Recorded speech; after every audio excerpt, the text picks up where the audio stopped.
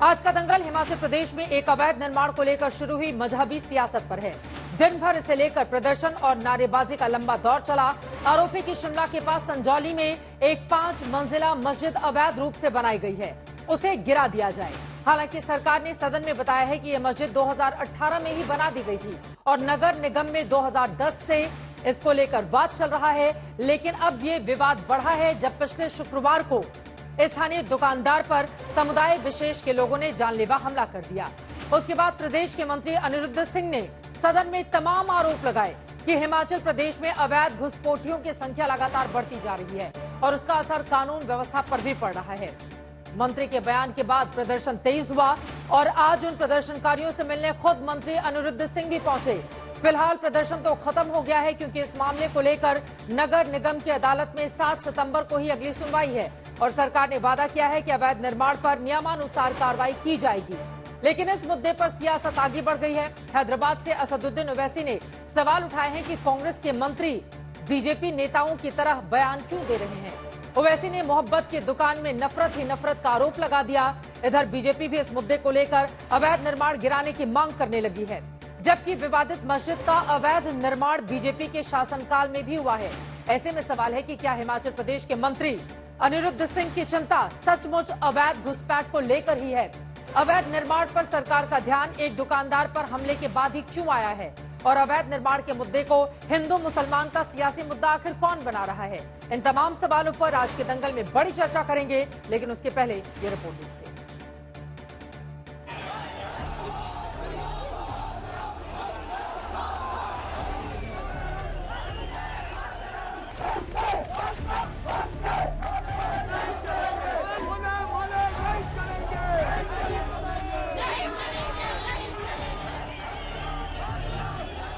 शिमला के संजौली की सड़कें नारों से गूंज रही थी।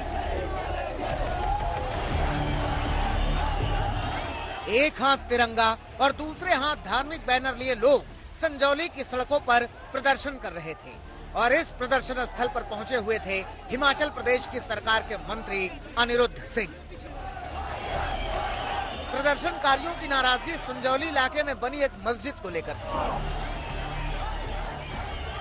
प्रशासन ने हमारे को 7 दिन का अल्टीमेटम दिया था, परसों ये अल्टीमेटम खत्म हो रहा है। परसों के बाद इस आंदोलन को और उग्र किया जाएगा अगर प्रशासन हमारी ये बात नहीं मानता है। अगर 2 दिन में सरकार निर्णय करती है इसको हटाने का तो ठीक, अन्यथा हिंदू समाज अपना रास्ता स्वयं तय करेगा और हम देखेंगे कि कैसे इसको हटाया जाना है। इस मस्जिद पर कार्रवाई क्यों नहीं हो रही है और हम चाहते हैं कि अवैध जो मस्जिद है ये यहाँ पर गिरनी चाहिए। 4 मंजिला भवन बन गया जहाँ से महिलाएं बच्चे गुजर नहीं सकते और शुक्रवार के दिन वहाँ पे इतनी लड़ाइयाँ होती है। इधर सड़क पर प्रदर्शनकारी नारेबाजी कर रहे थे, उधर हिमाचल प्रदेश विधानसभा में सरकार के एक मंत्री पूरे मामले पर बयान दे रहे थे क्योंकि एक दूसरे मंत्री ने सवाल उठाया था कि मामला सब जुडिस है।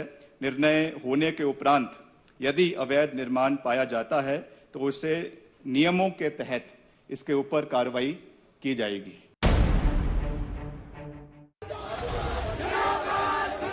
यूं तो मौजूदा मामले की कहानी एक झड़प से शुरू हुई, लेकिन इस चिंगारी को हवा तब मिली जब विधानसभा के अंदर सूबे के मंत्री ने ही अवैध घुसपैठ से लेकर अवैध मस्जिद तक तमाम शिकायतें सुना डाली।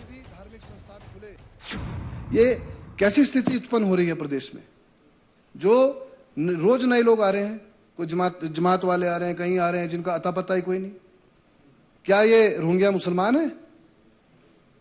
मैं खुद अध्यक्ष महोदय 1-2 जनों को जानता हूं जो बांग्लादेश से आए हैं, उसकी वेरिफिकेशन होनी चाहिए। मैं इस सदन में आपके माध्यम से मुख्यमंत्री महोदय को बोलूंगा। इस स्थिति में 190 का उल्लेख किया गया यहाँ पे, 190 लोग हैं जो रजिस्टर्ड है, तो 1900 कैसे हो गए सर? संजौली बाजार में छोड़ो परे, लोअर बाजार में, लोअर बाजार सुरंग के अंदर औरतों का सर चलना मुश्किल हो गया। ये मैं बोलना चाहूंगा आपको। ऐसे ऐसे कमेंट पास होते हैं, मैं व्यक्तिगत गवाह हूं उस बात का। मैं आज क्राइम हो रहा है, ड्रग्स का क्राइम हो रहा है, चोरियां हो रही हैं सर। लव जिहाद जो सबसे बड़ी बात है सर, वायलेंस हो रहा है सर, लड़ाई झगड़े हो रहे हैं। क्या हमारे लोकल लोगों ने शुरू करा सर वायलेंस? हिमाचल प्रदेश के मंत्री अनिरुद्ध सिंह ये तमाम शिकायतें इसलिए कर रहे थे क्योंकि 1 सितंबर को ही संजौली में लोगों ने मस्जिद के सामने बैठकर प्रदर्शन किया था।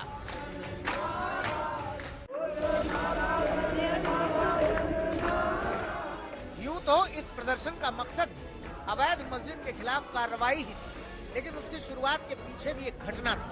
दरअसल शिमला के मलियाना गांव में एक हफ्ते पहले स्थानीय दुकानदार यशपाल सिंह को एक समुदाय विशेष के शख्स ने सिर पर हमला करके जख्मी कर दिया। इसके बाद दोनों समुदायों की ओर से झड़प हुई और तनाव बढ़ गया। पीड़ित यशपाल सिंह के सिर पर 14 टांके लगाने पड़े। स्थानीय लोगों ने मांग की कि उस आरोपी के खिलाफ हत्या की कोशिश का मामला दर्ज किया जाए। उस मामले में पुलिस ने उचित कार्रवाई की, लेकिन इसी बहाने इस अवैध मस्जिद का मसला सामने लाया गया। सरकार की ओर से सदन में दिए गए बयान के मुताबिक जिस मस्जिद को लेकर विवाद बढ़ा है उसका जिक्र रेवेन्यू रिकॉर्ड में दर्ज है, लेकिन इस मस्जिद को लेकर पहली बार नगर निगम में शिकायत 2010 में मिली, जब पुरानी मस्जिद तोड़कर बिना स्वीकृति के नई मस्जिद बनाई गई, जबकि वक्फ की ओर से 2012 में मस्जिद बनाने की एनओसी दी गई। इसके बाद एक प्रतिवादी ने एक मंजिल का प्रस्तावित नक्शा निगम में जमा कराया और 2018 तक 4 मंजिल बना दी। 2023 में निगम को पता चला कि प्रतिवादी तो वक्फ बोर्ड है। उसके बाद नया नक्शा मांगा गया है और सुनवाई जारी है। 2010 में जब केस चल रहा था तो 2019 तक 4 मंजिलें कैसे बनी सर? प्रशासन कहां सो रहा था? म्युनिसिपल कॉर्पोरेशन कहां सो रहा था सर? वो क्यों नहीं उसको तोड़ा गया उस टाइम? फिर भी सुनवाई कर रहे हैं कि आपने अवैध जो है कंस्ट्रक्शन करी गई। इसके साथ सर आज जो है, आज रिपोर्ट भी मेरे सामने आई है, आज के समय में 590.82 स्क्वायर मीटर मतलब 6357 स्क्वायर फुट सर अवैध बनाया गया, जो बड़ी शर्म की बात है। सरकार सदन में कह रही है कि राजस्व रिकॉर्ड में पुरानी मस्जिद का जिक्र है, लेकिन मंत्री अनिरुद्ध सिंह कह रहे हैं कि जमीन सरकार की है। जमीन जो है, जो उसकी जमीन बताई जा रही है, वो मालिकाना हक जो है हिमाचल प्रदेश सरकार के पास है सर, और उसका सिर्फ कब्जाधारी है। मैं आपके माध्यम से माननीय मुख्यमंत्री जी को भी बोलूंगा, मैं ये रिपोर्ट लेकर रहा हूं कि वो जो है उनका कब्जा जो है उससे वो जो है खत्म करा जाए। इस पूरे मुद्दे पर मंत्री ने सदन में जो बयान दिया तो उसकी सियासी आंच दूर दक्षिण तक पहुंच गई। असदुद्दीन ओवैसी ने आरोप लगाया कि राहुल गांधी की मोहब्बत की दुकान में नफरत ही नफरत है। प्रदेश में